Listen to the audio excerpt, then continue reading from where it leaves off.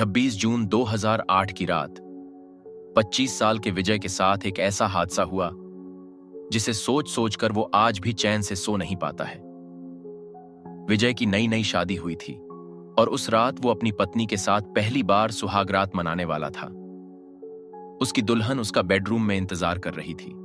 पूरा कमरा फूलों से सजा हुआ था और बिस्तर पर गुलाब के फूल बिछे थे। विजय वैसे तो बहुत खुश था, लेकिन एक बात उसे बेहद परेशान कर रही थी। उसकी शादी से 4 दिन पहले वो लेट नाइट अपने दोस्तों के साथ अपनी बैचलर्स पार्टी करके वापस आ रहा था। तभी सामने एक गाड़ी वाले ने एक औरत को बुरी तरह कुचल दिया।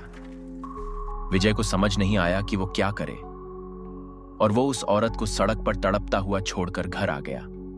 विजय के दिमाग में बस उसी औरत का चेहरा सामने आ रहा था और वो उसे वैसे अधमरी हालत में छोड़ने के लिए खुद को कोस रहा था।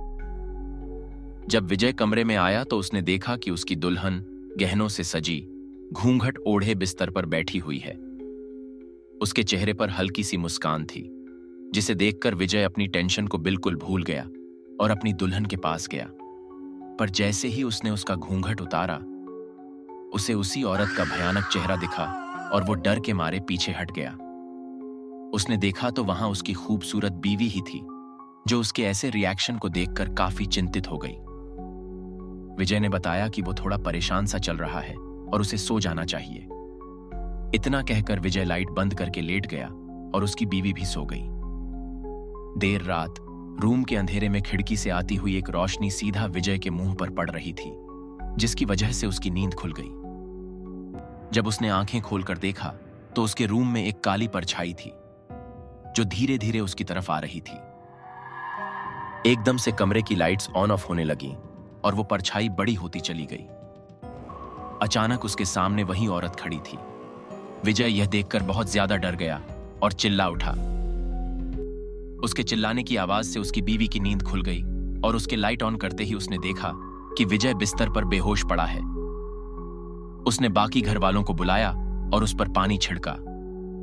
जब विजय को होश आया तब उसने 4 दिन पहले हुई घटना के बारे में बताया। तब उन्हें किसी जान पहचान वाले ने बताया कि उनके पड़ोस में भी एक औरत की 4 दिन पहले ही एक्सीडेंट से मौत हुई थी। पता चला तो वो वही औरत थी जिसे विजय ने वैसे ही छोड़ दिया था।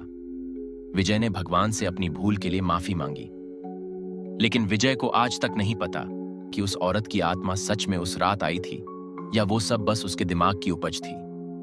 पर उस रात के बाद से विजय को वो औरत कभी नहीं दिखी।